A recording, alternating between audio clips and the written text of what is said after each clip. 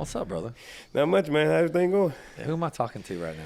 You are talking to Hallie the Snake Hair. Where'd you get the snake? Man, this long story. Hold on, so it's Hallie. Hallie's the first name. Hallie's the first name. Yes. Last name? Hair, like hair on your head. Hair on your head. Like you don't have none. So you're HH. HH. Okay. And you came up with this snake. Who came up with snake? My teammates gave me the name Snake because, I was so fast. And when you fast as a snake, they're like, oh, man, you like a snake out there. They're biting you. You're like, Yeah. yeah, I got it. So it stuck with me. What sports do you play?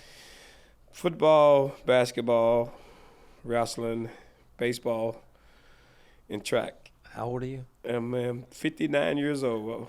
59. Almost 60. You're 9.5 years older than me. 9.5 years old. Yeah, and you look better than me. It's about keeping myself in shape, man. It's getting harder and harder. It's getting harder and harder every year. Trust me, I know. Especially getting out of bed. Getting out of bed, the first step is getting out of bed. If I can make it out of bed into the shower, I'm good. Okay. I feel you. You know what I do when I get out of bed every day? I hurt just like you. Believe me, we're both in pain, right? Right. So I get out of bed, and I tell myself, it's game day. Oh, yeah. Like, I wake up in the morning. You and I worked out together for years, right? Yep. We got up every morning, went to the gym, grinded, hustled. Yep. How many people that you know could have hung with us in the gym? Not too many. Not too many. Not too many. Did we push it? They push it. They come in and train for a little bit and they quit because they can't hang. It's hard. It's hard. Yeah. You're committed. Yeah. Was I committed? Yeah, you're committed. Okay. Now, my thing, when I get up in the morning, sometimes I'll be at the kitchen table, and I say, I don't know if I want to go or not. So I get on the internet on my phone, and I always type in David Goggins. David Goggins. And he start talking all this crap. Yeah. And I say, get me all fired up. Get you fired up. And I said, it's time to go. Yeah. I've created a company with a lot of help. Sunstopper is my company. And I've been doing martial arts since I was 12. I played rugby in college. And you're used to playing sports. So you understand the camaraderie, the teamwork, and the dedication. And I've triggered myself because I feel the same thing. I don't want to go. I want to just chill. I want to rest. My body's killing me. And I look at game day. I loved, like when I played sports, it was game day. I loved it. I couldn't wait. The adrenaline was going. An hour before the game, I'm in there taking a shit. Right. Like my nerves are shot, and I'm over there just like ready and anxious to go, right? Right. And I've mentally decided that every single day, Monday through Friday, from 5:30, 6 o'clock in the morning until about 5, 6 in the afternoon, it's game day, man. It's fucking game day. Yes. Let's go. I got a team of people waiting on me to go out there and kick ass today. Exactly. And I can't have excuses. Nope. I can't fucking be hurt. You got to lead by example. You can't be hurt. No. And if they see you hurt, it don't matter. I'm Keep still going. playing the game. Let's go. Let's go.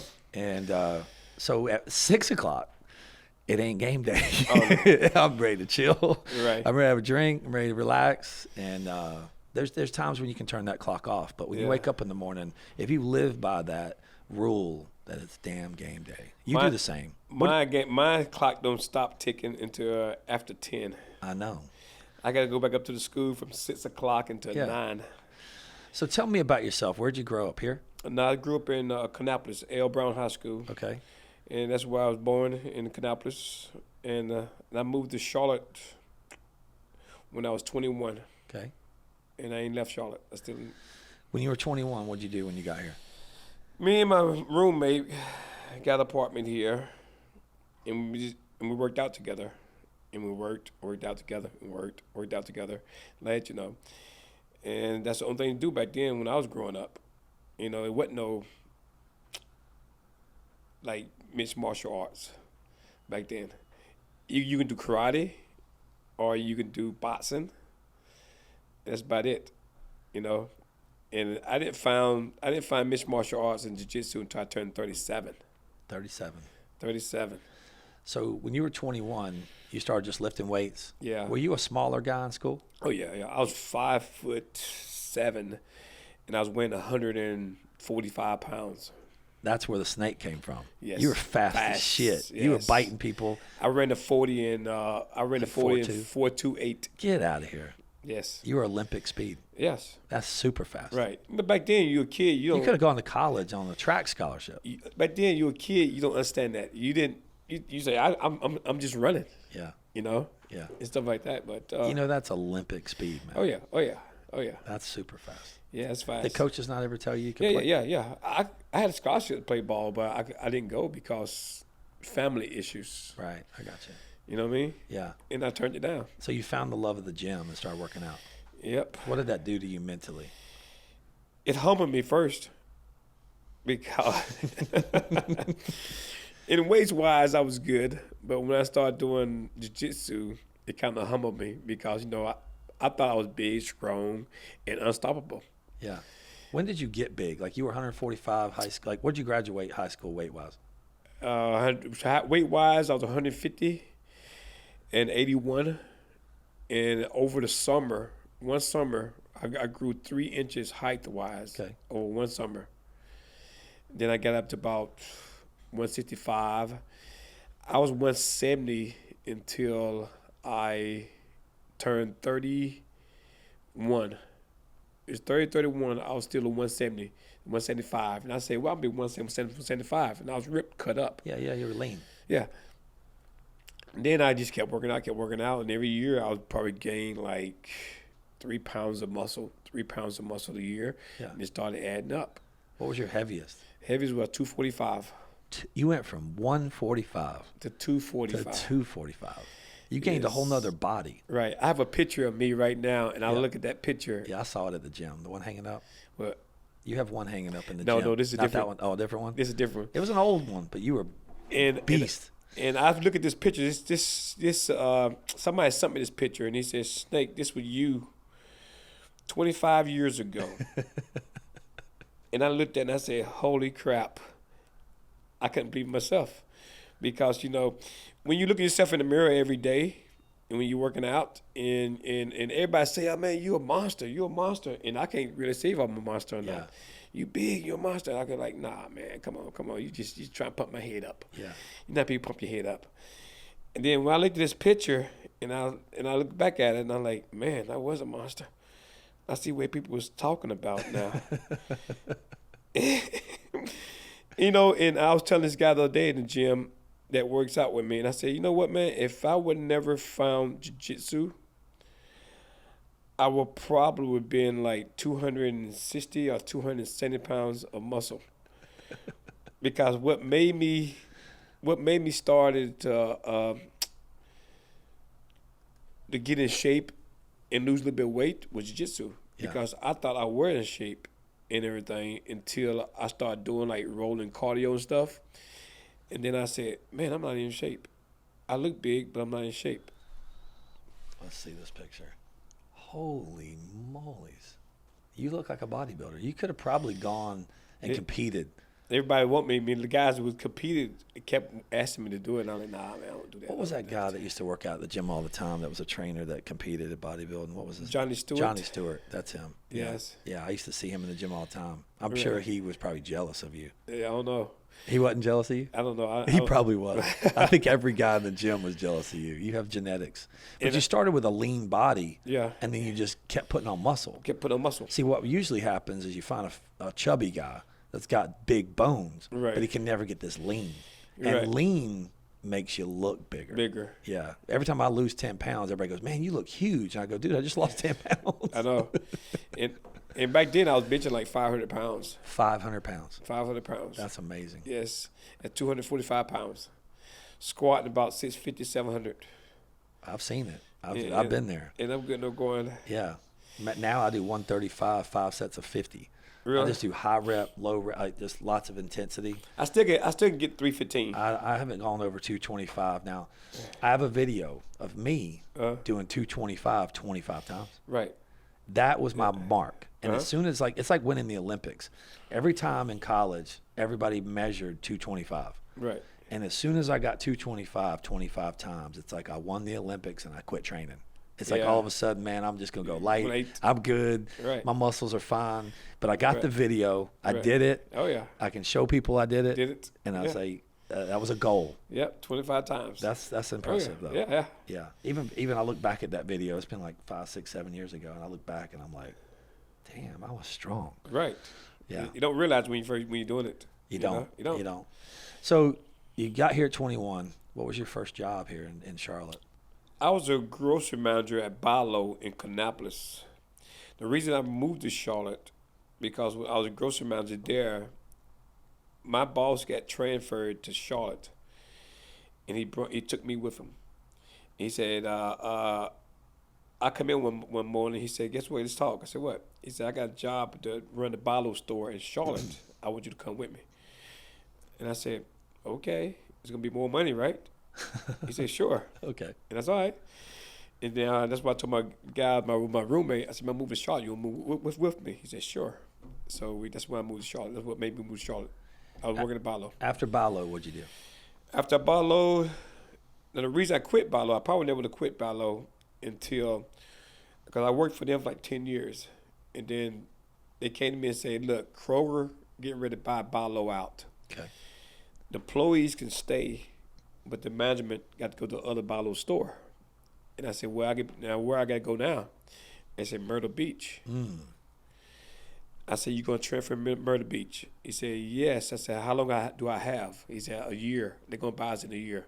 And I said, okay. So I went back into my room. I said, man, I want to go to Myrtle Beach. I said, I'm finding me another job. Yeah. So I went from that, and my roommate was working at this plant that make chemical drums out of cardboard. And he said, I get you a job there, man. I said, okay, try it. And so he got me a job there. I got my resignation to Barlow. I said, look, man, I'm quitting, man. I'm not going to Myrtle Beach. I'm staying here in Charlotte. Right. So I started working for them, this plant, and I worked for them for like, 5 years, 6 years. And I had a part-time job working security for this company called ShowPro Security. How did that come about? I met this guy at the YMCA. He's my partner. He's been my partner for 40 years now. Charleston Mount. Slim. Yeah, Slim. Call him Slim. Yeah. I met him at the YMCA working out at Davidson Street. He's like, yo, man, I got these guys. We doing this security thing. You want to get in on it? I said, what is it? He said, this guy got the security doing concerts, basketball games. I said, sure. He said, it's part-time. You make minimum wage. I said, I don't care about money, man. I like to see concerts, and I like to see basketball games. So he gave me this job, and me and him started running. We got so good at it, me and him started running security for this company, ShowPro Security, and we were just the head guys of everything. So we started doing that. Then other bands members come in and say, yo, man, y'all ever look into going on the road doing security? We say, nah, not really. Say, y'all need to get into that. There's a lot of money in it. Right. I said, sure. You know how people come through and pump your head up and say, like, man, you good. Give me your phone number. I'm going to get you on the road. Then you'll never see the guy again. Right. They just pumped your head up. Yeah.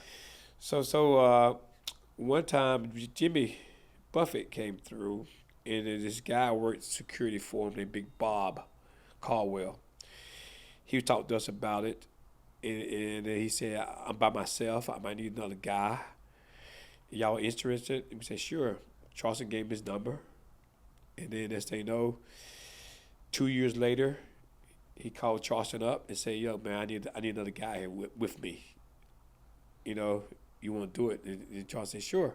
So Charleston went out there, worked 1 year with Bob. After that 1 year, Bob quits. And then when Bob quit, Charleston told him about me. They hired me. And what year was that, you think? I want to say 90? 91, 92. Okay. And I've been working for him ever since. So you've been working for Jimmy Buffett. For 29 years. 29 years. 29 years. That's amazing. The only reason I can keep up with 29 years because my daughter's 28. She's 28. When she She was born in December the 10th. I got hired to work for Jimmy on February,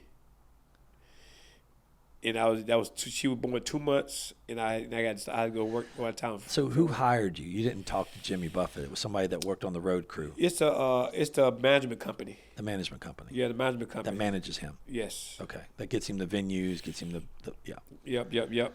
And they called you and hired you. They said you've been recommended by your guy named Charles Miles. Recommend you to come out here and do a trial. Okay. And I said okay.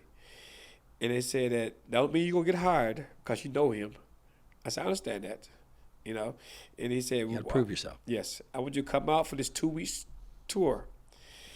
And like you say, prove yourself. So I went to this. It's funny. I went to this company I was working for, making plants, making drums. I said, "Hey man, I need to go out of town for 2 weeks. Can I get off 2 weeks?" He said, "No." And he said, "What's the problem?" So I knew right then we was talking that he wasn't gonna let me off. And I said, "Oh, someone passed away in my family." He said, "Oh, really?" I said, "Yes, in Florida." And we was touring in Florida.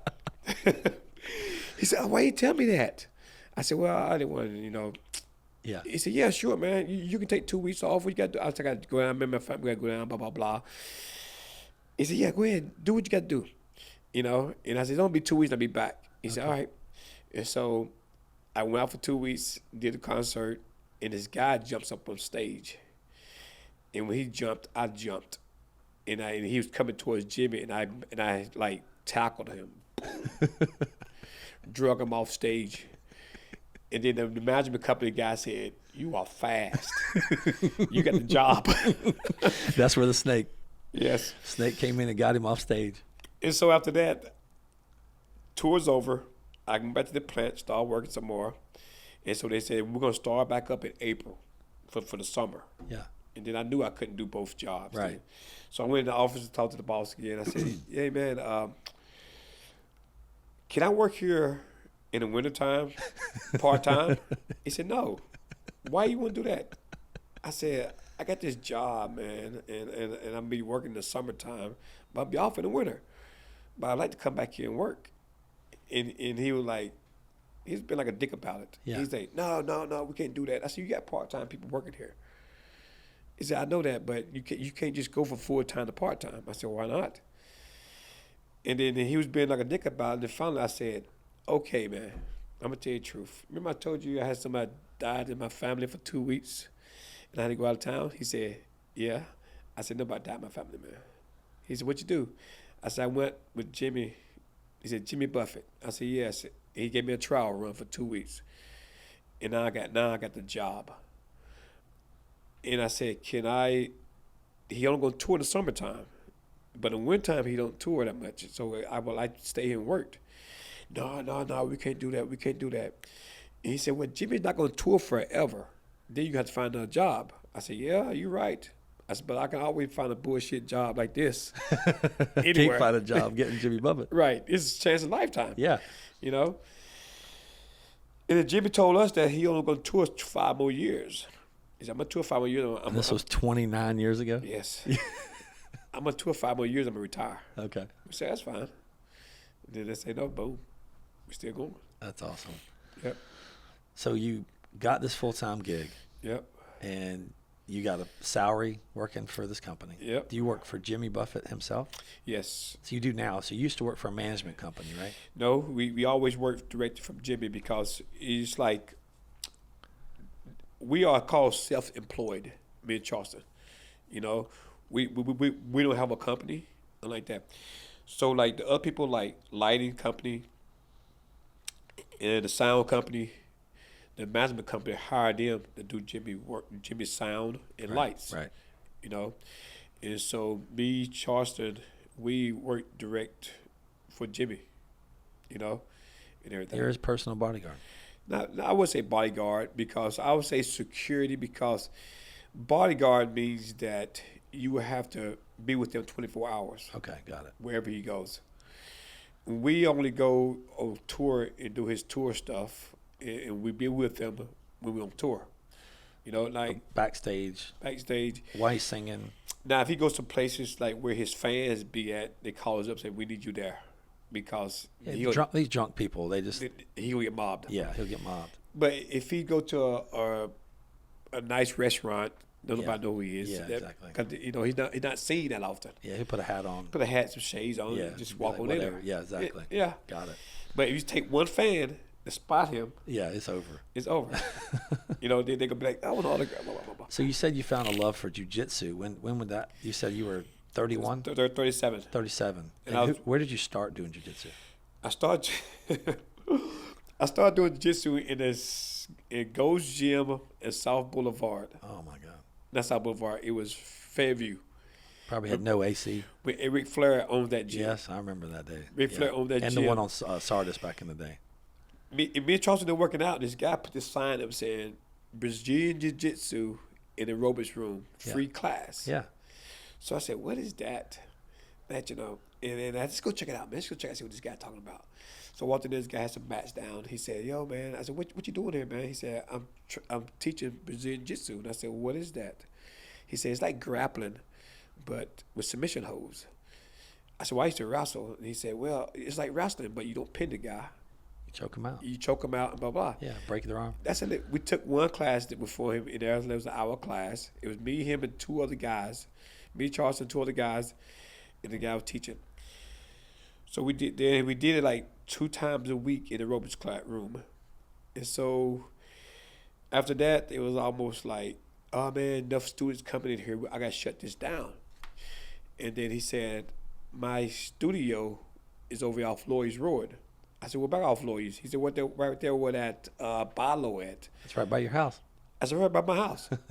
I said, "Man, I go there all the time to Barlow's shop." And I said, "I see a sign say karate."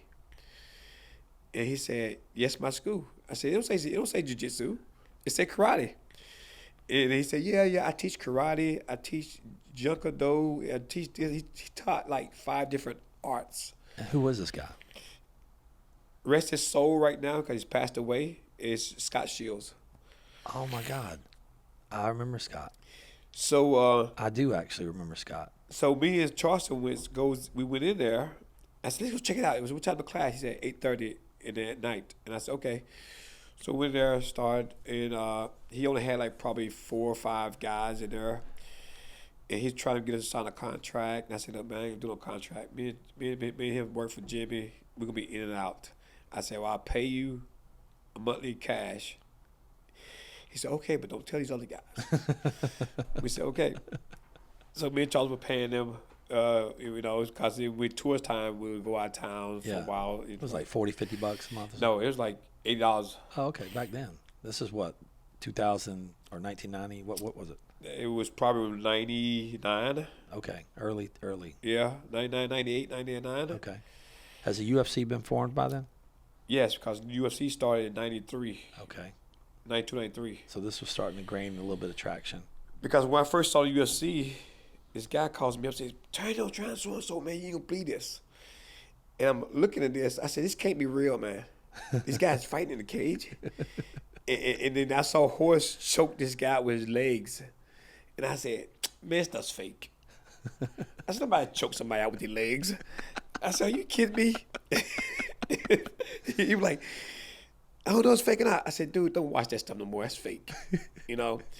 And then when I started doing jiu-jitsu, and then I felt it, and I said, "Oh, it's real. You can't choke somebody out with your legs." Yeah. And so it was like, then I've been with Horse Gracie from 2000 into 2022. I've been training with Horse now. 22 years. 22 years. And how'd you meet him? When I was at Scott's, I only trained at Scott's for like probably 3 months because Scott only had like 1 hour class. You never rode.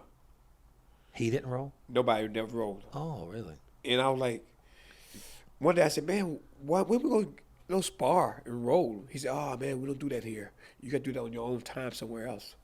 I said, "Really?" What, the liability of it? Yeah. He was scared. He was scared that people was going to get hurt or people quit. And then one day I left my belt. I was a white belt. left my belt in his school, and I went home. I was driving home, and I got all the way in my driveway. And I said, "Oh God, man, I left my belt over there." So I turned around, drove back to his school. It was like 5 cars out there. The shades were pulled down. The door was locked. I banged on the door. He peeped through the window, and I left my belt. He opened the door. They was in there sparring and rolling. I said, "Y'all were sparring and rolling. What's going on?" He said, Snake, I let the higher belts, blue belts come in after class. And we roll after class. I said, "Why you tell me that? I want to roll too. I want to spar and roll." He's like, "Yeah, but I didn't want the word get out." Right, I said, "Oh, okay." He said, this is my fight team. They call themselves the fight team. I said, "Well, I won't be part of the fight team." Right, So we did this tournament in South Carolina. And I only trained like 2 months, and they was getting ready to do a tournament. I said, "Well, I want to do a tournament too." And he said, "Well, you don't know enough." I said, "I wrestle, man."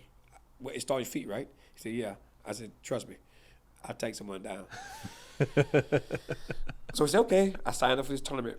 I was in the beginners. I won the tournament, and I had to go against 4 guys four times. I won my division, and I met this other guy. Rest his soul, he's passed away too. Louis Togno. He had a school over there by Fairview and behind his building. And he said, "Man, come on, train sometimes." He said, "I got a school over there." And I said, "What time do you train?" He said, my class is at 11 o'clock. At 11 o'clock, I said, "Okay." And I was going to Scott's at 8 o'clock, 8:30. I said, "Well, I can learn faster if I do this guy and do this guy." So me and Charles start going to Scotty Lewis' place in the mornings after we get to working out. We go over there and train a little bit, and then we go to Scott's at night. So we got to a point that I said, "Man, I'm gonna stay over here because Scott don't roll. Let's roll over here. Is Lewis let's roll." So I switched over to Lewis's. So when I was in with Lewis, it was this guy named Mike Cogan. Mike Cogan was in there training, and he was telling me, he said, "Man, I'm horse racing manager." And I said, "Man, bullshit." I said, "Well, if you horse racing manager, why are you here?" He said, "Oh, horse live in Torrance, California, and I live in Charlotte, and I need a place to train, so I trained here." I said, "Okay." And then me and Charles go eat. We said, "Man, this guy full of shit. He no dang horse racing manager." So one day, Horse was coming in town to a seminar at this other guy's school called, his name was Joe Hurst. Mike said, "Look, man, I'm going to pick Horse up at the airport. You want to ride with me?" I said, "Sure." I said, "I got to see this." I said, "Sure." So I rode with him to the airport. They pick Horse up. Horse come walking out of the airport. I said, "Holy shit, that is Horse." He said, "I told you I'm That's a UFC champ. Yeah, and he said, "I told you I'm his manager." I said, "Oh, man, come on." I said, "I thought you was pulling my leg." He said, "Nah, man, why would I do that?" So I went to seminar with Horse, and over here at this school, Joe Hurst School, and we did a seminar, and then we went to Sacramento, did another seminar, and I went with Mike the whole way with Horse, did seminar. And that's how I met Horse. Then me and Mike started out on a team. We get that building in Harrisburg, and then Horse would come in town, stay with Mike for like a month, and we would like train with us, and we would drill stuff out, and then Horse used to come to the gym with me in the mornings. And lift weights? Yeah, 'cause I told myself, if we're gonna train, we gotta lift weight with me. So I'd do that. He would go in there. He's a nice guy. Yeah, he would go in there in the morning, lift weight with me. These guys would see him. They'll come up to him and bow to him. "Hey, Mr. Gracie, Mr. Gracie." I'm like, "Man, let me bow to this guy." And so, and that's how that happened. That's how I met Horse, and then we started from there. And he's got his network of schools, so you're a network of his school. Yes, because when I met him, he didn't have no networks. He only had like. Were you one of the first? We were one of the first. Yes, he only had probably 2 networks. Mike was his manager. Mike was setting all this stuff up for him. And you used the name And you pay him a royalty off of it? Yours is kind of grandfathered in, I guess. Yes. I get it. Yeah, called Mike. Right, because Mike's your boy. Yeah. And he got you hooked up, and he was your manager. Right. So you say, let's do it. Yes. That's cool. Yeah. That's awesome. And then I kind of got tricked in being at that school, running the school. Yeah. Because me and Mike was running. Because you thought Mike was going to run it. Yes. You thought you were just going to have a place to train. Right. and I go on tour, come back. Have a train. Got a place to train. Yeah. I love it. And so when we first started this place, it's the funny part. We had like 8 guys that knew what they was doing, and we just it was like a club. Yeah. We'll come in there, train, roll, work on some moves, and we'll go do competitions. And we'll go all over places, we'll do competitions. It was like 8 of us. And we would start winning these competitions. I win the heavyweight. This other guy, we win the lightweight. And I said, man, y'all good. Where y'all train at? We said, we're in Harrisburg. We're up on the horse. Then people start walking in the door saying, I want to train here. Because you guys are winning, and everybody's seeing you tough. Yeah. And now you're with Horace Gracie, so it gives you some credibility. Right. Yeah. Then I said, this is not a school, man. It's a club. Yeah. And this is for the diehards. Yeah. And if you ain't diehard, go out. Leave. Right. Yeah, I've been there, bro. Like, I know. And I said, if you want to help us pay the rent on this building, yeah, just pay us $50. Yeah, help out. Yeah, and then people come and help us, give us $50, Yeah. and we'll train them, and then we'll drill, and we'll go do competitions. Then it started growing. I said, Mike, we got to teach these guys, man. It's going to become a school. And then Horse come in town. Do some seminars. Do some seminars like that. And after that, it was like, got to a point that the bills were getting paid by the students instead of us, because we was coming out of our pocket paying $200 a piece to pay the rent every month. Yeah. And then we got to a point where having the students, they would do it instead of we doing it. So I started teaching them. And then we started teaching them, and then got to a point that Mike left me. He kind of like he didn't have time to do it anymore. Him and his wife got separated. Okay. They got separated, and once they separated, Mike didn't want to live in Charlotte anymore. So he packed up his bags, got in his car, and drove to California. And he's there? Yep. You still talk to him? Yeah, I still talk to him. He's not in California anymore. He's in Florida now.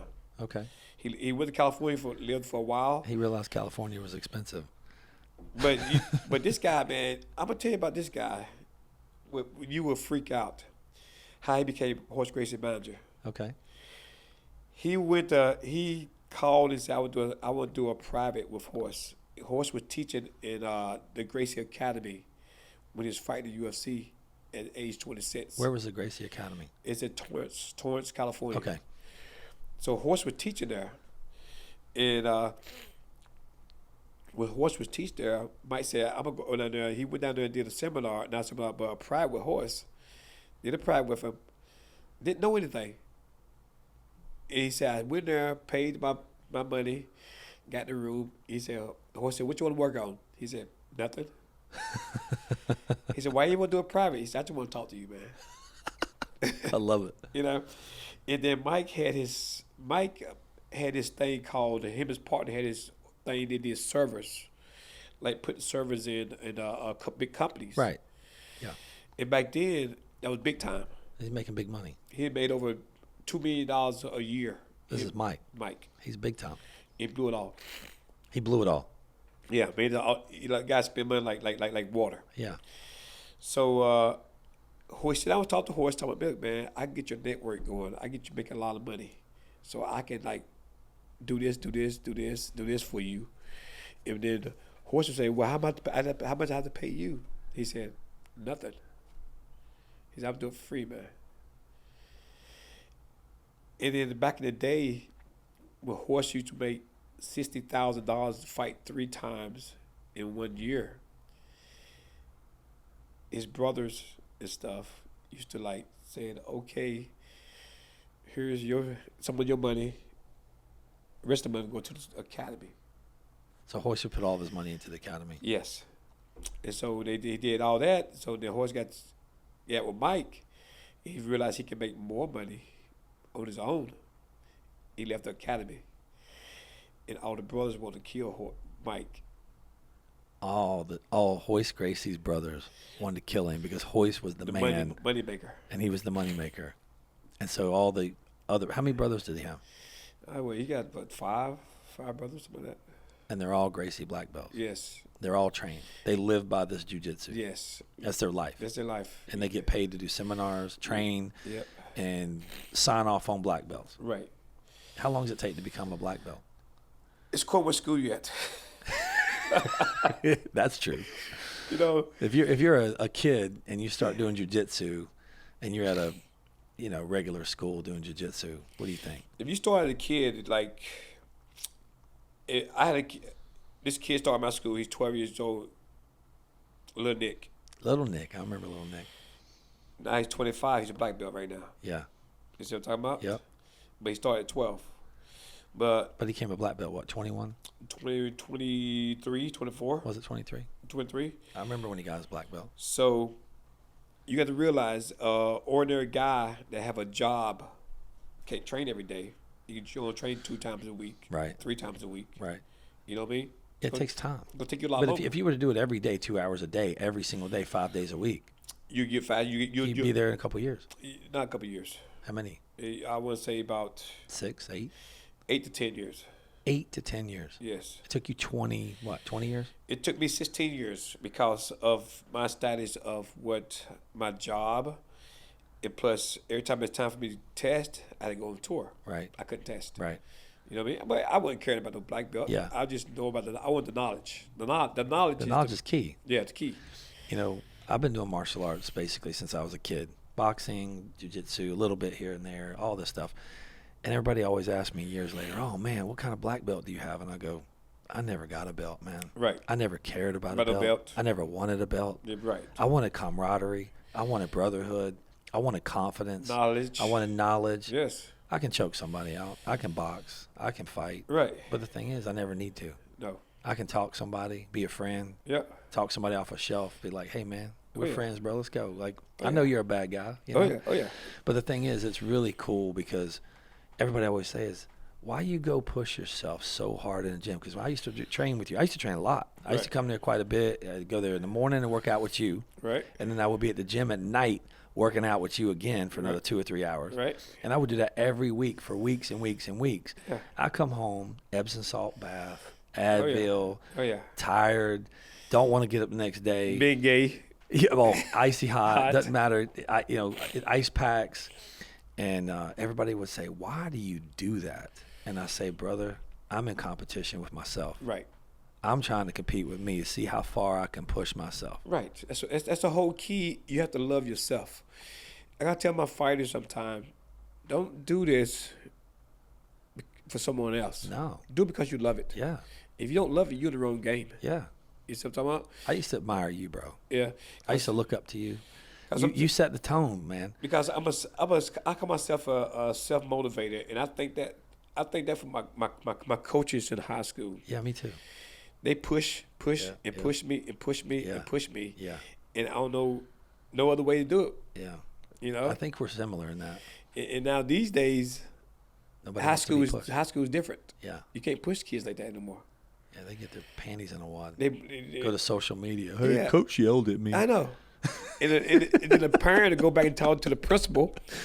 Johnny needs to not be talked to that way. It's emotionally distressing him out. He needs to take a day off.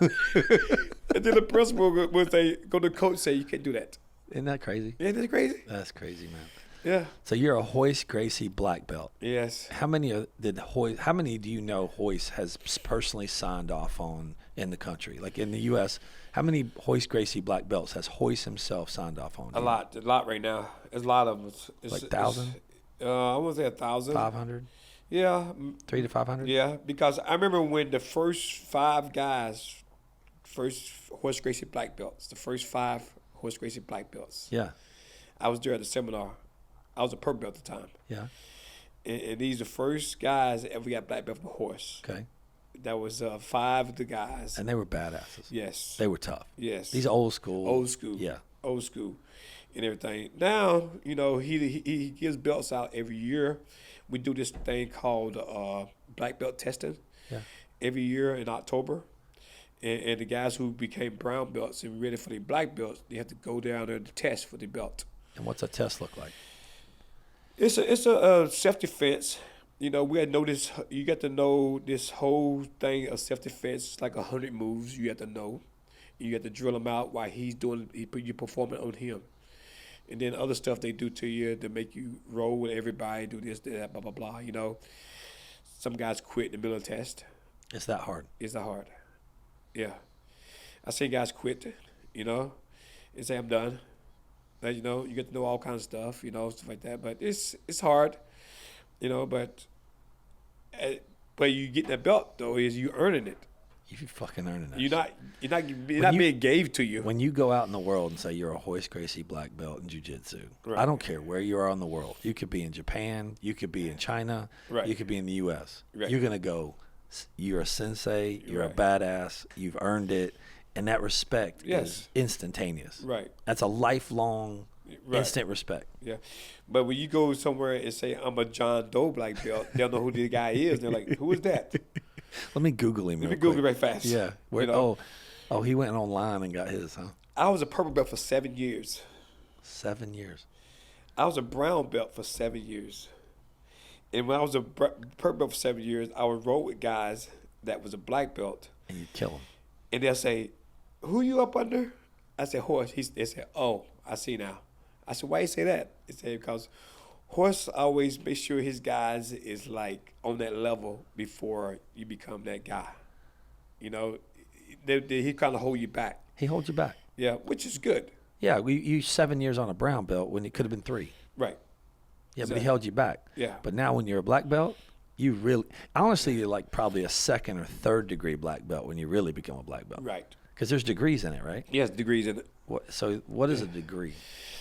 It's like It's like a master's degree. It's like you went above and beyond, or is it the years you've been doing it? years you've been doing it. That's what I thought. It's like yeah. They they put tape around your belt. Yeah. It's just show how the years you've been doing. Yeah, so jiu-jitsu. if you're a jiu-jitsu black belt, you're a 4th degree. That means you've been doing it, what, 4 years? Yes. 5 years? Yes. 6? Yep. Okay.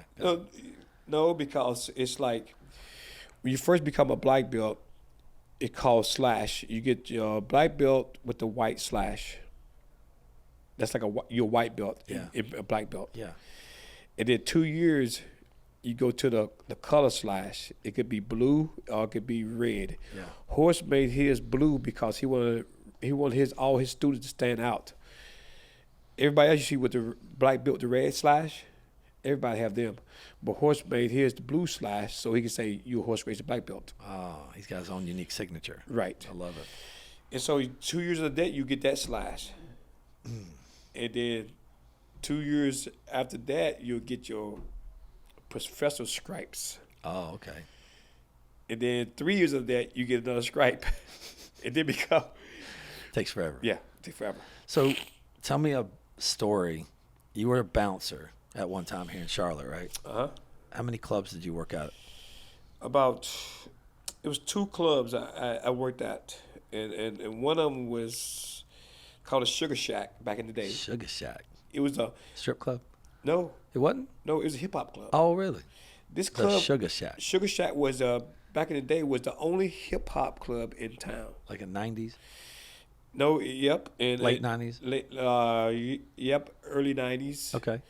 And this guy made so much money. It was like you come in there on the hip hop club, everybody would come from all over, Gastonia, Shelby, everywhere to come to the club. It was the only club around. Yes, and it'd been a lot of fights. We'd throw a lot of people out, stuff like that. And the same guy that owned that club, he moved downtown, called the Volga Lounge. Okay. They shut the Sugar Shack down because it was too. They said it was a nuisance. It was a Newsome. It was like shooting in the parking lot. Did you have guns put on you? Yeah. You did. Yes. Did you have to take the gun away from somebody? No, I talked my way out of it. Oh, you just keep talking. but they'll pull the gun and we'll go get our guns. We had our guns inside the building. Yeah. You know, You didn't pack one on you? I carry one at the moment, yes. Okay. It's in my car. Okay. My car, and I get out of the car, I go into the building with my gun in my hand. Okay. Because when I walk out of there, people get guns. Just gangbangers, drugs. Yes. Yeah. So they shut that club down. So boom, opened another club up downtown called Volga Lounge. So he took me with him down to run it. It was like an upscale club. Okay, a little nicer. Yes. Try to get rid of all the trash. Dress code. Yeah. Dress code. Yeah. And everything. You ain't getting in unless you look right. Right. You got dress shoes on and all that stuff on. Yeah. So I ran the door for him. Okay. Yeah. And What kind of money did you make? lots. Just say Thousands. yes. Just say that I would. People will be tipping you trying to get in, right? He paid me $200 a night. Okay. To And work how many there. nights do you work there? Thursday, Friday? Four nights a night. Thursday, Friday, Saturday, or Wednesday? Yeah, Wednesday. Okay. $200 a night. How many people pay you to get in? A lot. They'd be like, "Hey man, here's $20." I don't want to stand in line. I make $1,000 a week or more. Okay. You know. Off just, hey man, can I get in? Yeah. Here's 50. Here's 20. A line be at the door. Here comes that snake. I was in New York one time, and I'm not from New York. You know, you can tell with my southern accent, right? I'm not from New York. So me and a couple of buddies of mine were there, and we tried to get in this one club, right? And I'm with a couple of ballers that got some money, right? We still didn't get in. Really? We didn't look the part. They wouldn't let our asses in, man. Right. I was with my boys up in New York, man. The one's from Connecticut. He looked cool. He was dressed cool. I got one from Indianapolis. I got my other one from Alaska, and I got another one from like Myrtle Beach, and he's from Canada, really. And we were for a diversified group, and we were trying to get into this like cool ultra hip hop New York place that was like it was like a cool lounge. It was like a popular place that everybody said you got to go to. Yeah. And you go on this little side door and you ring the doorbell and the guy comes out and he looks at you and I was like, "Hey man, we'll come inside." You know, he said, "Oh man, this club's not for you guys." I said, "What?" He goes, "Oh man, we're packed. You can't get in." Like I said, "It's gonna be a couple hours." And I said, "Can you put us on the list?" What do you say? He said no. And we pulled out a couple $100. I'm gonna tell you what was going on with that deal as a bouncer. Okay. As a bouncer. Yeah. What was going on with that deal is that you have your regulars. Okay. You have your regulars. Yeah. And you know them every day, every week. Yeah. They come in all the time. Somebody I don't know.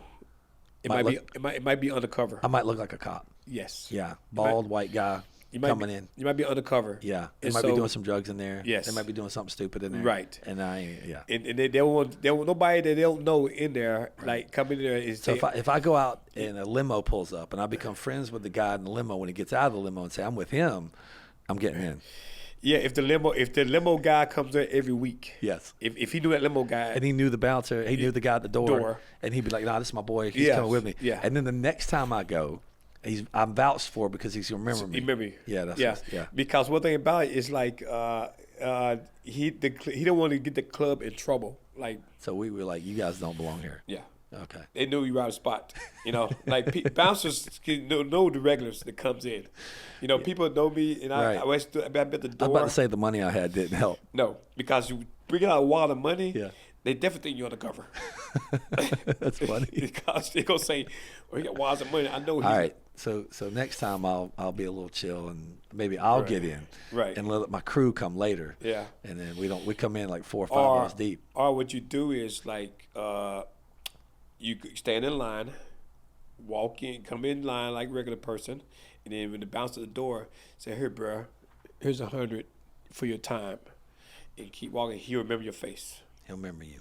Yes. Yeah. And next time you come there with your boys, you gotta stay in line. Yeah. You got a table waiting for you next time. Yes. Yeah. Yes. That's what's up. That's all you had to do. So if I want to go to my club with my boys, can I hire you? Sure. Then you can get us in? Yes. Because I think you can get us in. Yeah, because you know, like we had to do that with Jimmy. I don't do it with Jimmy, but the Jimmy's partner that hangs around him all the time, that he's right hand man.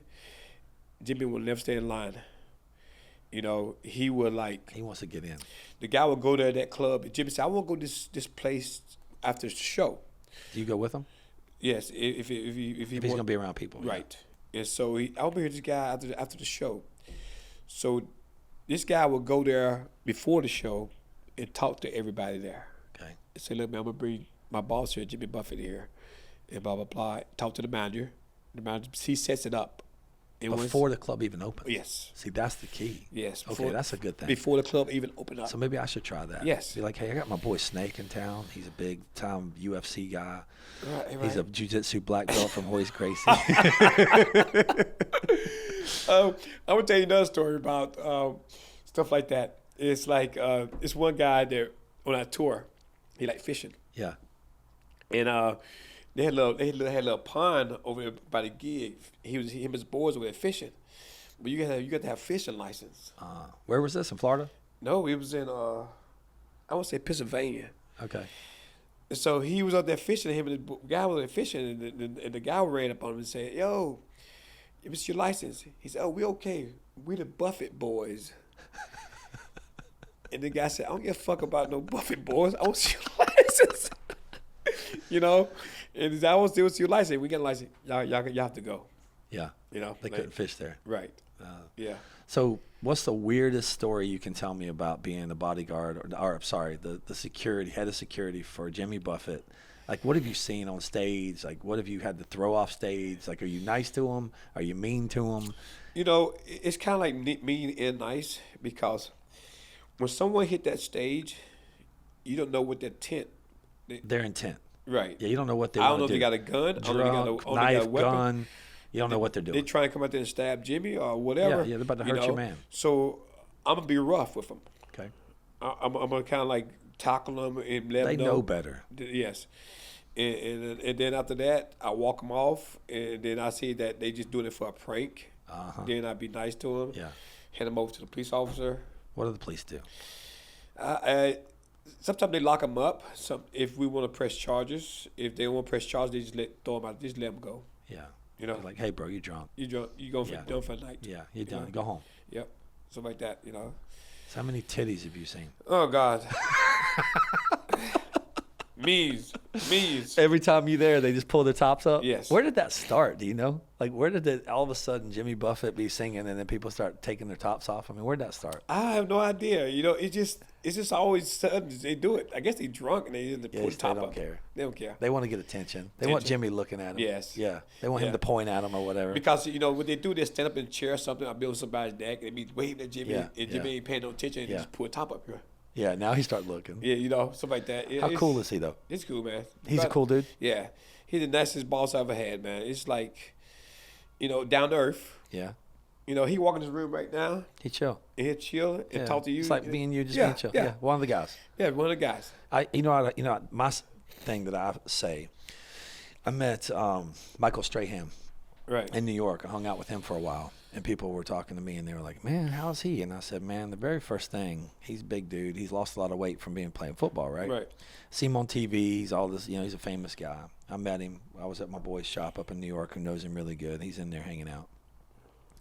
I walk up to him, man, because I'm an athlete too, right? So I walk up to him, I look at him, and I go, I think I can kick your ass. You probably start laughing. He started laughing. Yeah. Next thing you know, me and him chilling, we're talking, Uh-huh. we exchange each other's numbers. Like, he's the coolest dude ever. Right. But I call that locker room talk. Yeah. And you can only talk to people like that who have been in the locker room. Yeah. Do you agree with that? Yeah, totally. Because, you know, it's like BSing around. Yeah, we're just fucking around. Yeah. It's like, But if you can't do that with an ordinary guy. you can't. Because he probably punch you. He'd be like, what the fuck? Yeah. You know? Yeah. You I'm know? over here laughing. Yeah. And then I look at him, the next thing I look at him, I said, damn. I says, is this what life after football looks like? Yeah. You know, because he's all lean. He don't look all big. And, you know, muscular and stuff. And I'm over there messing with him, right? Uh-huh.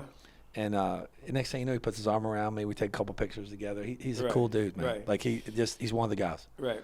And it made me feel so comfortable. Yes. I feel like I could hang out with him all day. That's just like, you know, when you don't feel threatened. Yeah. You know what I mean? When you got nothing to prove. Yeah. You laugh stuff off. We like laugh everything. Yeah. Yeah. But you know, like you see a guy that got chip on his shoulder. Yeah. You think he got something to prove. You Right, know, right. Everything. Believe it or not, the fighters the same way. Like UFC fighters, the nicest guys. Absolutely. Yeah. 100%. I have guys. You know, you train Jordan. How long has Jordan been with you? Since he was what, 15, 16? Yeah, when he was in college, he was probably like 17, 18. Was he 18? 18. I thought he started with you a little younger than that. But Yeah, because he was going to USCC when he first started. And then he was what, 26? He made it to UFC. UFC, yep. Yeah, he made it. We were there at Madison Square Garden. Remember? I went out and helped him out. Yeah, I yeah. loved it. He won. Yeah. And nicest guy. Yeah. Like, just the sweet. Almost, to be perfectly honest with you, I love Jordan. Don't get me wrong. I love him to death. He's too nice. Yeah. He's too nice. Yes. Don't you agree? Right. He needs to have that little more. You have to have that mean. Yes. That meanness. You got to have. I say this with the utmost respect to everybody in the country. I got picked on as a kid. I was fat. I was overweight. I had no confidence. I was bullied. And then all of a sudden, I found martial arts. I started at Kim's School of Taekwondo. Kim's School. I remember that school. On Independence. Yes. My mom used to take me every day. Yep. I used to ride by that school all the time and see it. You know, I would work out. He was tough, man. See from the highway. I'm not going to lie. The guy was tough. Yes. He would beat you with a cane. I'm not kidding. He would take a bamboo stick. If you did something wrong, he would hit you with it. Nice. Like, he was old school, bro. That's old school. Yeah. I mean, you had respect, discipline. Yes.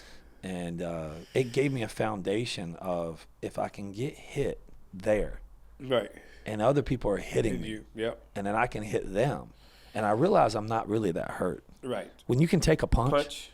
You're like, I walk into punches. Especially when you see it coming. You know it's coming. You see it coming, you eat it. Yeah.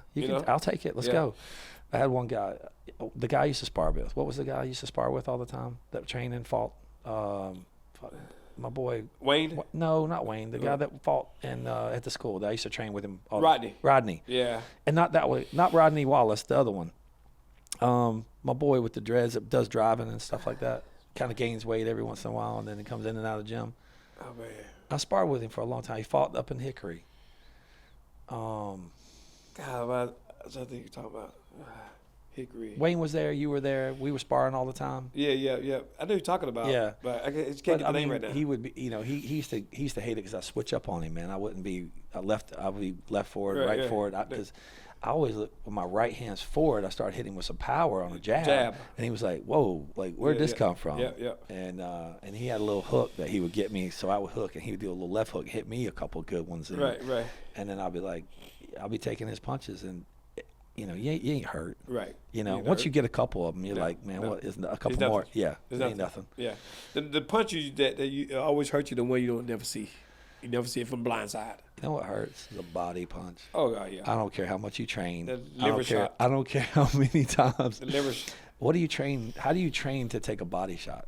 You just don't get hit in the body. No, you get hit in the body, but it's a trick to it. The trick is that once you get hit in the body, you gotta release the air. Okay. Like, whoosh! Yeah. When like a lot of people get hit in the body, they tightens up and the air stays in it. And like knocking the wind out of you. Yeah. You see what I'm talking about? Yeah, I do. But if you release the air, you got to get rid of the air. When you hit it really quick, it go like he goes whoosh, whoosh. Yeah. And I tell guys, I do it all the time. They say, "Why you keep doing that?" I said, "Cause when you hit me, I'm releasing the air. I'm not holding it in." Yeah. I can breathe, I can box, I can do all that kind of stuff, but man, I never learned that. The body stuff was like they hit me in the body, and I'm over there like I'm getting my distance now. Give me a few minutes. But the liver shot is the one. That's the one that hurts. That's the one that locks everything up. I don't know about the shins hurt too, bro. Oh God, yes. A little leg kick to the shin. I'm not a kicker. So yeah. I tried to kick one time and it hurt so bad. I said, "Man, forget that kicking shit." You're going to the ground. Yes. You kick me, you're going on the ground. Right. I take my chances on the ground or in the clinch. Yeah, exactly. You know what I mean? But that kicking stuff. UFC, man. Who was your favorite fighter? If you could take the top 3 fighters of UFC all time from the beginning to now, who do you like the most? Top 3. Horse. Obviously, Horse is a given because he's one of the founders of being the best at what he did. I like the Horse a lot. I was a wrestler, and I liked the Dan Savage. Okay. He was a wrestler and stuff like that, So you like Khabib? Khabib was a man. He's a beast. He's a beast. I don't like him. Yeah, I like him because he's so humbled. Absolutely. Because he don't. But I don't like his style of fighting. But his style of fighting, you can't be stopped. You can't be stopped. You can't win. So you love wrestling. Yes. I love boxing. Yeah. So it's like when I see the fight with him and Conor. Right. I never saw Conor get loose enough to fight him because he couldn't get. Because Conor was too scared to be taken to the ground. He was. That's why he couldn't let his hands go. If Conor would learn how to work from his back, he would let his hands go. But how do you teach a guy like Conor McGregor to listen to anybody? He thinks he's the world's greatest everything. Some people can't be taught. Yeah. When they thinking that they like I had some fighters like that. When they first walk in the door, you can teach them. They'll get good. And then when they become good and start winning, they stop listening. They stop listening. Look at Ronda Rousey. Yeah. She got really popular, started getting this and that, and then as soon as she lost, she quit. Quit. Because she's a quitter. She is. A quitter. When you lose and you quit, you're a quitter. I agree. I was going to quit football one time, and my dad taught me in 7th grade. Yeah. I got mad at the coach, and I walked off the field. I said, I ain't taking this. And I walked off the field, got my 10-speed bike. Me and my boy started riding our bike. Went somewhere riding around. My dad come watch me practice football. He said, where my son at? He said, he quit. He said, my son ain't no quitter. So he drove around a pickup truck. To find your ass. Find me and my boy on the bike. He pulled up. He said, get your ass in this car. Right? Put the bikes in the back. He put our bikes in the back of there. We got the truck. He took us back to practice. He said, here's my son. He said, son, I ain't teach you to quit. Yeah. You start something, you're going to finish it. My dad did the same to me. And then when that happened, I've been that way ever since. I start something, I'm not going to quit. After the season, if you decide not to play next year, right. that's another story. Right. Because you'll finish out the season. That's because you made a commitment. You made a commitment. Yeah. Yeah. I agree. Yeah, yeah. And ever since. Why does people not live like that now? I don't know. I guess because. Well, your dad taught you. Yes. So who's teaching the next generation? The video games. Video game? YouTube, video games. Yeah. The parents not teaching them. They on the video games, they doing this, doing that, and they see stuff like that. It's just, I don't know, man. So technologies ruin kids. Oh, social media too. It ruined everything. So your son is how old now? 23. It's little. What's his name? HB. HB. But you'll see him now. He ain't little no more. He ain't little no more. He's about big as I am. His goal is to catch me. So you got HB, and then your daughter is Amber. And then how old is she? She's 28. 28. Yes. HB. I love HB. He's a sweet kid. Man, this guy. He's a smart kid too. He's smart and he's motivated like I am. He's self-motivated. Because I'm gonna tell you right now, he's going to USCC. He had a job, and he works out. And now he trains at Gold's Gym. And I was sitting on the couch one time watching TV. And it was like probably midnight. And I said, "Where you going?" He said, "I'm going to work out." At midnight. Yeah, because Gold's Gym is 24 hours. Oh, okay. You got a key code. Yeah. You open the door. You've been there by yourself. Yeah. So he goes in there 12 o'clock, 1 o'clock in the morning, and work out. And I never did that. I never go to the gym at 1 o'clock in the morning. Me either. I go 5, 6 in the morning, but I can't do no night stuff. Yep. He'll go rest for a little bit. Say, I'm going to work out later. And I thought it's like 9, 10 o'clock. No, it's 2 o'clock in the morning. That's awesome. What's your wife do? She retired. She don't do anything now. She's 60? She's 56. And what she does now, she works for me. She manages you? She's my secretary. She cooks for me. She cleans for me. I love it. You know what I mean? I love it. Can I get one of those? I know, right? So how much longer are you going to keep working for Jimmy? As long as he have me. He's going to work till he's what? How old is the guy? 68, 69? No, he's 74. 74. Wow. He's never going to stop, man. I'm going to tell you another story. He told us that he's going to retire when he's 70. Okay. He said, I'm retired when I turn 70. He talked to Willie Nelson. Willie Nelson? And Willie Nelson is 80 years old. 80 years old. Still touring. They're addicted to it, man. Lil Nelson, what you going to do? You only can travel so much. He's got, what, $1 billion? How much money do you think Jimmy Buffett's got? I have no idea, man. 200-300 million? Yeah, maybe. He's got a lot. Yeah. You got more than I have. Hey, man, me too. But have you done well working for him? Yes. He take care of us, man. Yeah. He take care of us. So you work 7 months out of the year with him, or is like you on call? About 6 months. 6 months out of the year. Okay. You know what I mean? Yeah.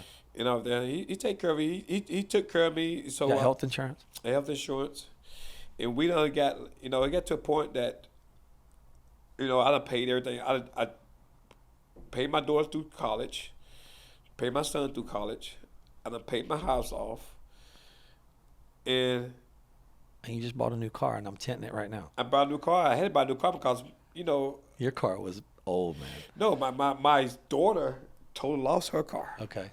She totally lost her car when I was on tour. And you gave her yours? Yeah. And I said, you can have mine. At first, I'm going to buy you a new car. Then I thought about it. I need a new car. I'm paying for college. Daddy needs a new car. I said, here's your car right here. I'm gonna get me a new car. If you don't like this car, you trade it in and then go buy your own. Get your own. That's cool. You know? Yeah. And she was good with it, you know? Yeah. And everything. So right now, you still working out at the school? Still training? Yep. Every day, or how many days? I'm there every day, 2 times a day. 2 times a day. I train with the guys in the morning, and I teach at night. Who's doing boxing now? Because I need somebody to hold pads for me. Oh, man, I got a good boxing guy there. I need him. Dude. Can I come? Yes. I'm just craving. You know, there's something about. He's got the L. I am craving. Like when Wayne and I used to go train, we did every Sunday, and then COVID happened, and he kind of turned into a little, disappeared or something. I don't know what happened to him. And then all of a sudden I hit him up. I was like, hey, man, you want to hold pads for me? And I hate to bother you because your shoulder's so bad, man. I don't want you to hold pads for me because if I get hard on it every once in a while, I'm a big dude. Not that I want to hit hard, but every once in a while, if you don't catch it right, it can mess up your shoulders, Right. And L's been boxing for like 25 years. I'm in.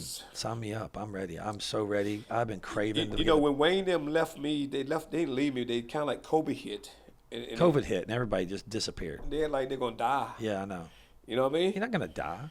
You know what I'm saying? It's a cold, man. The flu is worse than that. Yeah. Almost. Yeah. A lot of people did die, but the thing is, they had health if you're not working out, you're not eating right, you're not taking care of yourself. Right. Yes. I had COVID. Yeah. I didn't get really that sick. Right. And so, and they disappeared. So L walks in the door because he's go to the Ultimate Gym. Yeah. And he came in the door and started can I start training here? I said, sure, man. It's $100 a month. And so I'll teach the class, and I was watching how he moved, and this guy done boxed before, right? So I said, you boxed before, man? He said, yeah, a little bit. And I said, okay. And I said, well, we spar on Saturdays. He said, okay, I'll be here.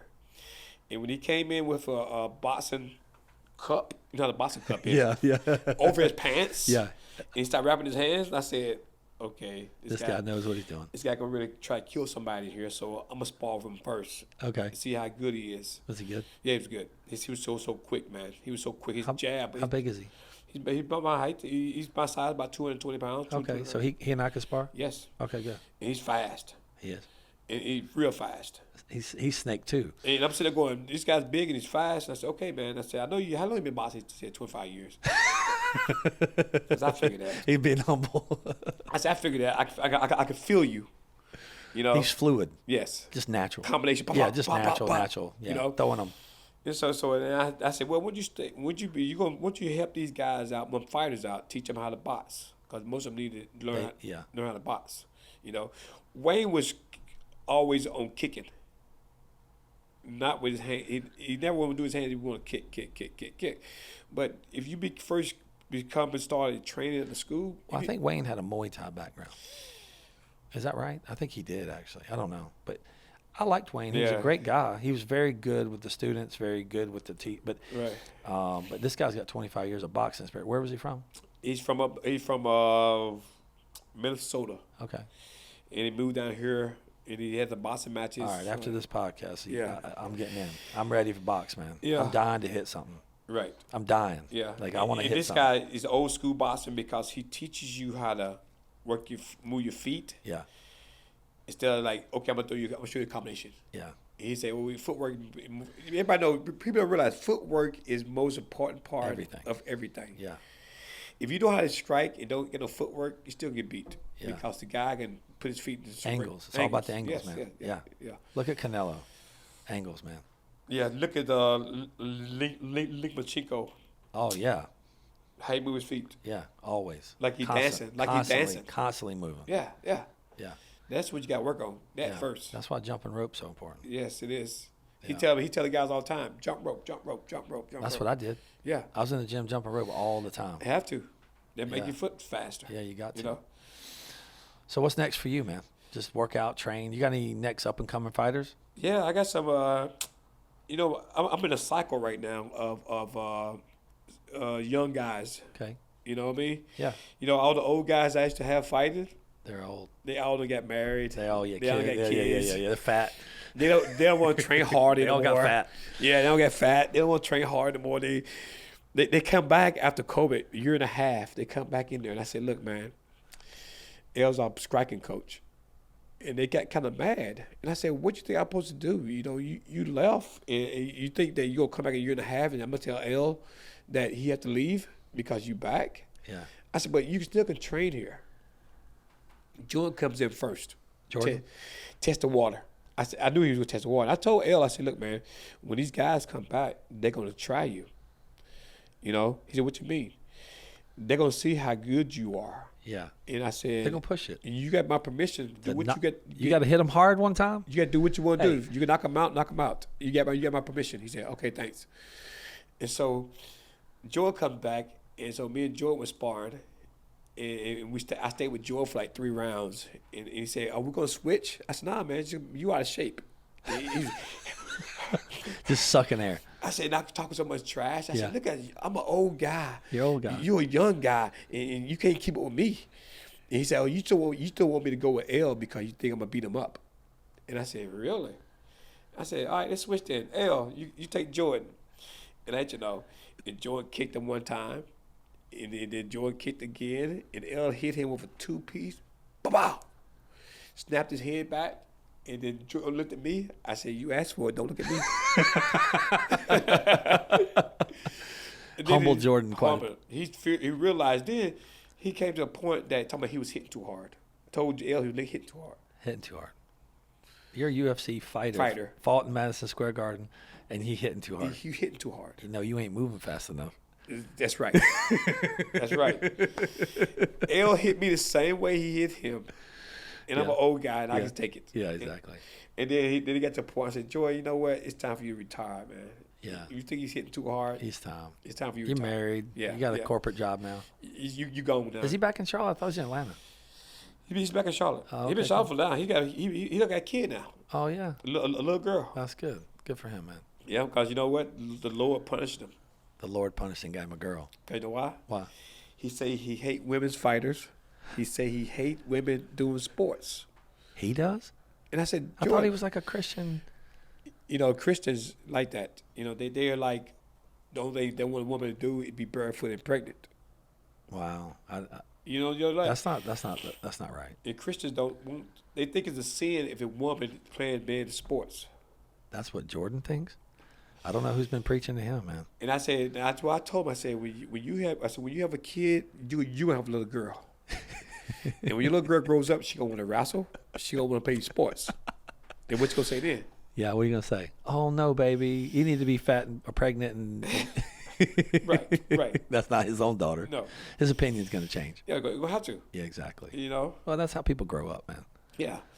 I made my girl's a tomboy. I made her play sports. She's tough as nails. Yeah, she's tough as nails. You know, guys probably fear her. She played 3 sports in high school. She got a scholarship playing basketball. And I thought she was going to get a scholarship to play volleyball because she was better at volleyball than she were at basketball. Yeah. You know? But you've been a coach for a long time. Yeah. And you coached your kids. Yeah. And you treated them as they were players. That's how my kids are. Right. My kids are the same way. Yes. I've never treated them like kids. Right. I treated them like that was coaching them. Yep. She came in. I came in the house one night from the school, and she had a basketball game. And I guess she got elbowed in the eye, and her eye swelled up. Yeah. I walked in the door. She said, Dad, look at my eye. I said, cool, that's your battle wounds. Battle wounds. My wife said, I told you he would get no sympathy for you. No sympathy. No sympathy. I love it. I said, that's part of the game, baby.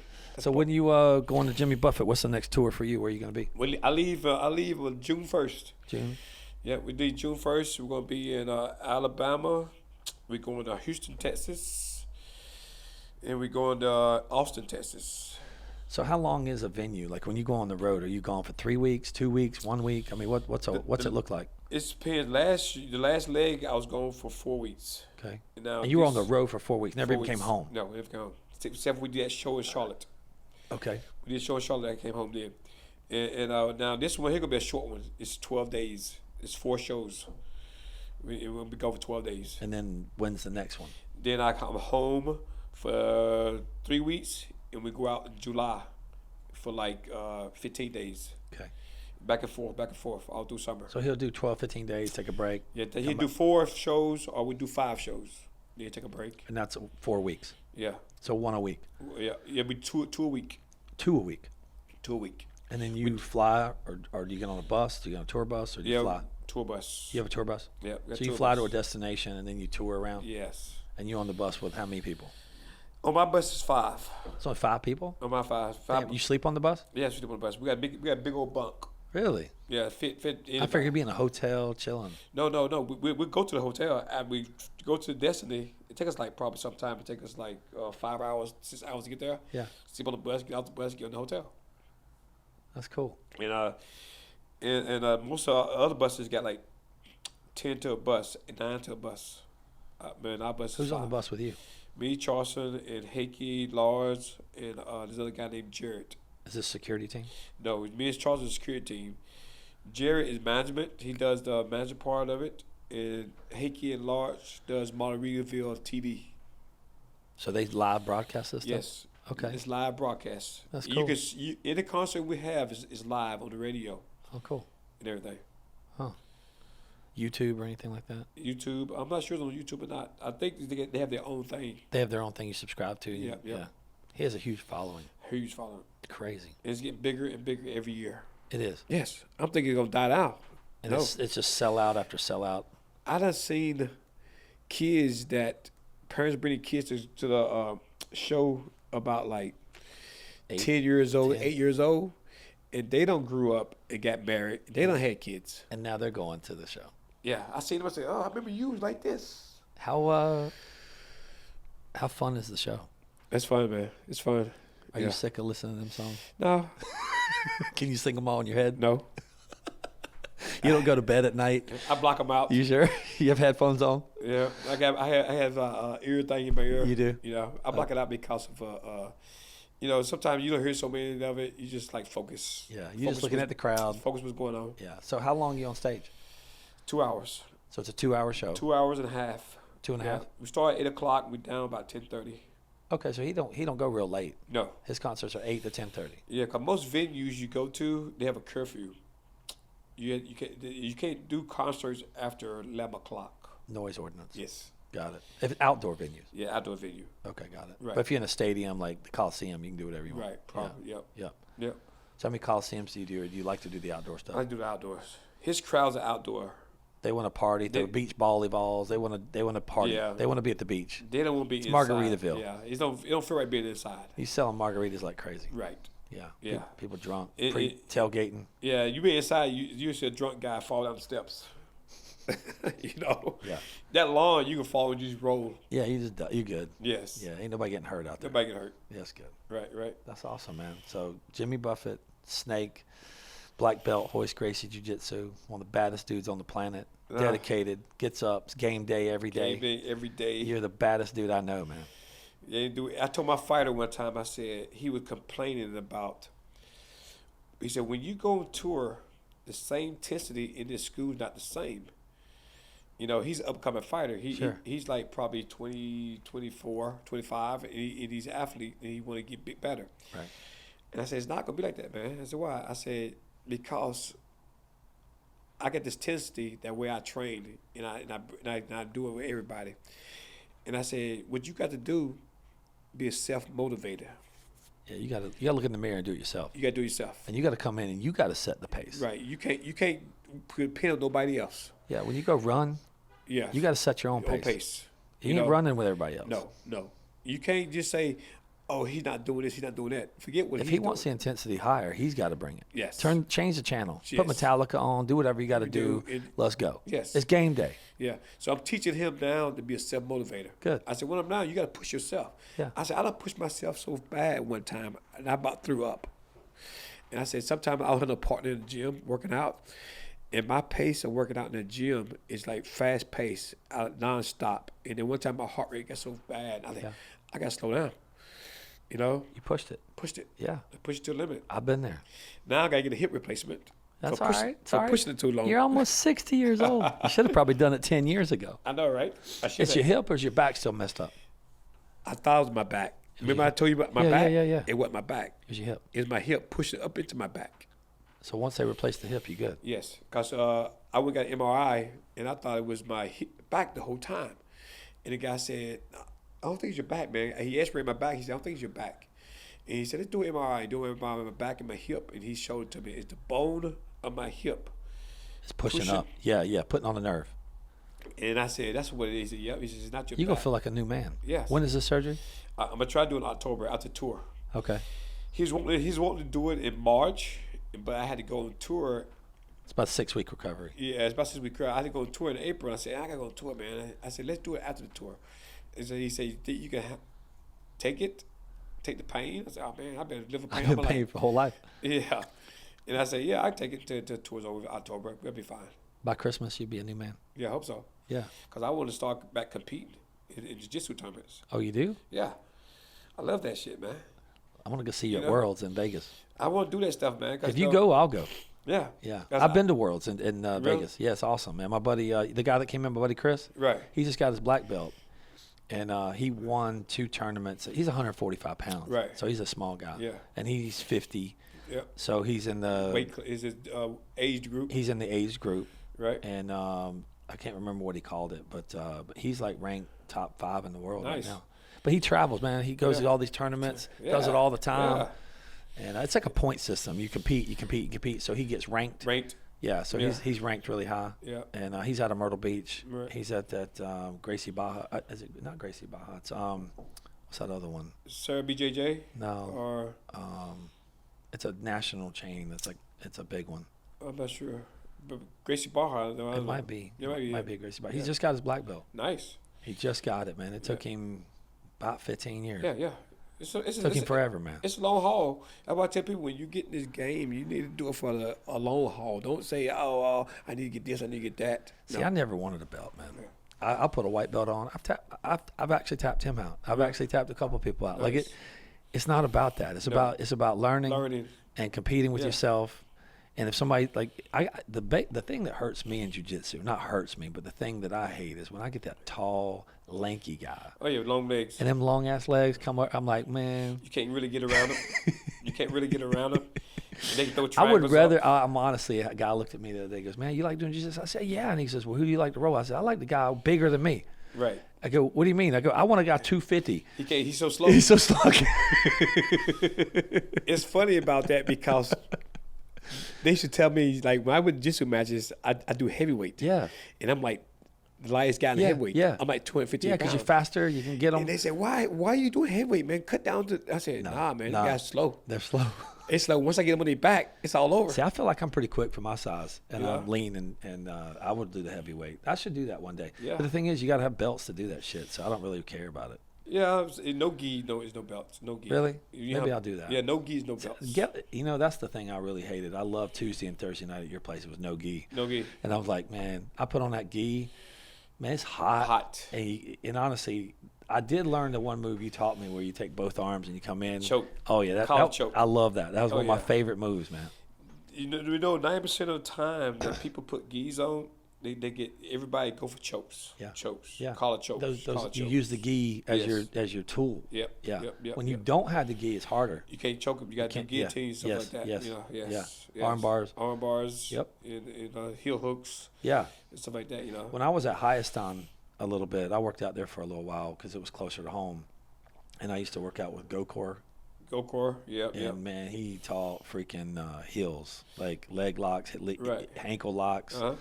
It was all about them feet, man. Highest thing got a guy in the UFC now. What's that? Highest thing got a guy in the UFC. Oh, they do? Yeah. Oh, yeah. I did see him. Pooh Bear. Pooh Bear. He's doing good. Yeah, he's doing real good. Yeah, he is. Yeah. He won the Ultimate Fighter. Yes. Yeah, Yes. I saw him. I'm glad for him. I'm happy too. Yes. He came from nothing. Came for nothing. Yeah, I love it. I know. And he was just a little humble guy. Came in there. Yeah. Yep. And now he's when's it? Does he even have a fight coming up? I'm not even know. sure. I don't either. Yeah, I'm not sure. I lost track of the UFC, man. I feel like the fighters that are here now, there's, you can be a great black belt, you can be a great grappler, you can be a great boxer, but I feel like if you don't have some type of excitement to yourself, Right. you got to sell yourself. Like Dana White always said, we will pay the people that puts people in the seats. Yeah. So if you don't put people in the seats, you could be one of the best athletes in the world, you could be the greatest fighter in the world, but if you ain't putting asses in the seats, Right. What are we talking about here? Yes. You got to go do you. You got to get promotion yourself. You got to go be you. Right. Like Kobe Covington. Whether you like him or not, he's a mouth. You got to have a fan base. You got to have some type of fan base. Yeah, fan base. You can't just be some gym rat that comes out and starts winning. Right. And be like, oh, okay, man. Right. You know. And it was funny. We used to have UFC fight nights at my house, and you used to come over. Oh, yeah. And people used to say, well, man, who do you think's going to win? I go, man. And I think you and I talked about this one time. I see this dude coming out, man. He's running out there. He's intense. He's beating his head over. He's going out in the gym. He's pitting the mat, doing all kinds of crazy shit. And then I see some dude that looks like he's about to fall asleep. His arms are like this, and he's from Brazil.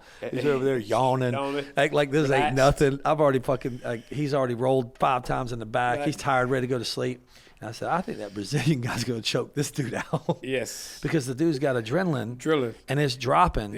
And he can't even feel his arms. Right. I have been literally sparring. Adrenaline dump. And I could not feel my body. Oh, yeah. You know that feeling? Oh, yeah. I couldn't feel it. Yeah. I was trying to, I couldn't feel a thing. Yeah. How true is that? It's true. Because you have to, control your adrenaline. People don't realize, when I snapped my knee inside the cage. You didn't even know what happened? No. So you walked out. I heard a loud pop, and that was it. And I fell, and my kneecap was up to my thigh. And I looked at myself, I looked at my leg, I said, what just happened? And I'm talking normal. Yeah. Doctor comes in there and said, you not in no pain? I said, no, man, I don't feel nothing. And he said, God, you're a tough son of a bitch. So I went to the back, and once my adrenaline started, then the pain came. Yes. Yeah. Yeah. Yeah. That's crazy. But, yeah, I used to see the guys that stay calm. Yeah. I mean, some of the guys that are greatest fighters out there, they know how to stay calm. Stay calm. But then they know how to push it in that second round. Yeah. I always say the first round is testing, letting your body warm up, settle down, the distance. Yep. And then you pose it like I tell guys, your cardio should be every round you should be getting stronger. Peaking at the end. Yes. Fourth quarter. Yeah, you don't want to be getting tired in the second round, tired in the third round. Yeah. You should be getting stronger. And so you push yourself until you get your cardio that way. I know when I was playing football years ago in school, coach used to always hold up the fourth quarter, right? Yeah. And he said, man, you make mistakes in the first, second, and third quarter. Right. But you don't make them in the fourth. No. That's when you gain. That's when you focus. That's when your team comes together. That's when you just learn the first, second from your mistakes. Mistakes you made. And then we freaking hammer down in fourth quarter. Yes. A lot of people suck and win, and you just getting started. You're just ready to go. That's why when we do our Saturday sparring, we do 100 push-ups between rounds. Yeah. So we do 1,000 push-ups every Saturday.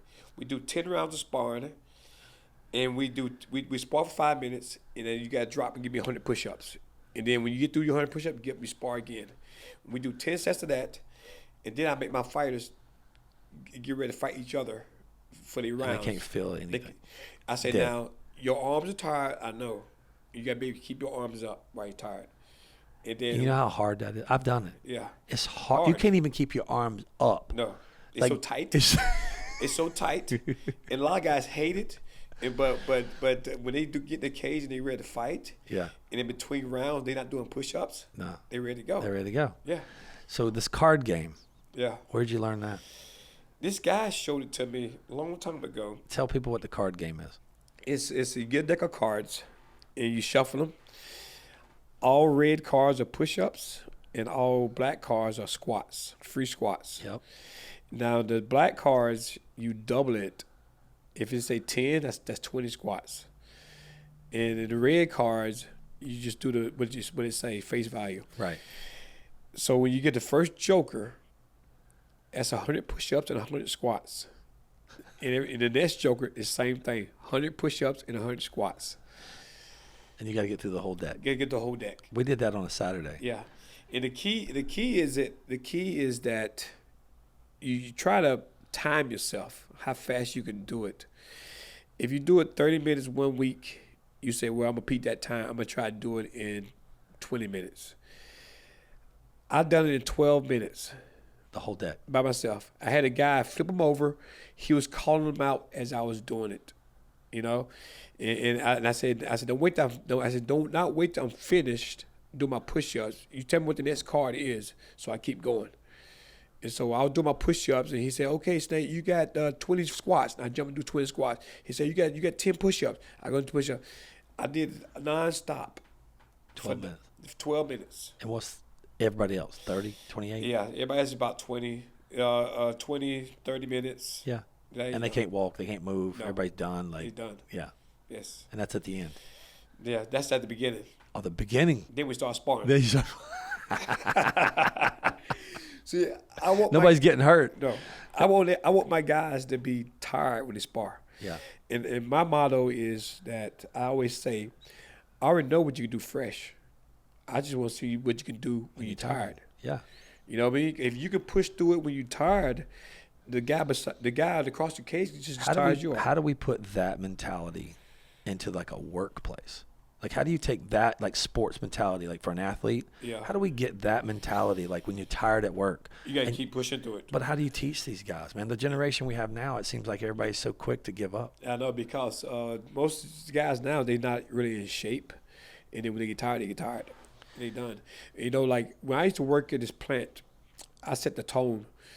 And I used to go in and treat like a workout. I said, okay, we got how many You're at the drums? gym right now. We how many drums we got to do this today? The guy said, you got 5,000 drums to make. I said, we push these things out. I get in and I push them out. The other guys get so mad. Why are you going so fast? Slow down. I said, let's go. Let's go. Yeah, You know? yeah. And so and then the guy that ran the plant, he was like, man, I wish you had like 20 of you. Yeah. I said, do you have anybody like that? Nah. Yeah. I was working out with you in the mornings, man, and we would just go from machine to machine, equipment to equipment, No, work out every day. Yeah. And I would look at you and I'd be like, we're doing what again? Oh, my God. I tell people about that, and they be like, no, come on, man. I said, nah, dude. And I say, anybody can, my same motto is, anybody can push a lot of weight when they rest. Yeah. But can you push that same weight When you're tired. when you're tired? Yeah. You know? I don't push a lot of heavy weight anymore, but I do still work out that intensity. I do. I work out machine. That's what you I gotta do. don't stop. Yeah. If you ain't sweating, you ain't pushing. No. If somebody's working out at the gym and they ain't sweating, they ain't pushing. man, don't talk to me. Right. Don't tell me you working out. Right. You working out your jaw. Mouth. Yeah. One guy told me, he said, man, how many hours you work out a day? I said, an hour. Yeah. He said, man, I work out 3 hours. I don't look like you. I said, but you're not working out. You're not working out. You talking. Nobody works out 3 hours. No. Nobody. If you push yourself for an hour, Yeah, 45 minutes to an hour, man. I said, That's all you need. see difference. I stretch for 15, 20 minutes now. Yeah. I stretch a lot more now. Yeah, I tried to stretch, but It's my hard. joints won't hurt. I know. They won't let me. Dude, I love you, man. Yeah, love I you think too. you're an awesome guy. I love you to death. Yeah. Let's go check your car out. My guys are tinting it. And Nice. I want to thank you for coming on, man. You have a great story. Jimmy Buffett, bodyguard, guns pulled on you, black belt in jiu-jitsu. I mean, if I ever think one day that I'm a tough guy, I just look at you and go, I'm not. Well, thanks for having me, man. I love you too. Yeah, man. Appreciate you. Yeah.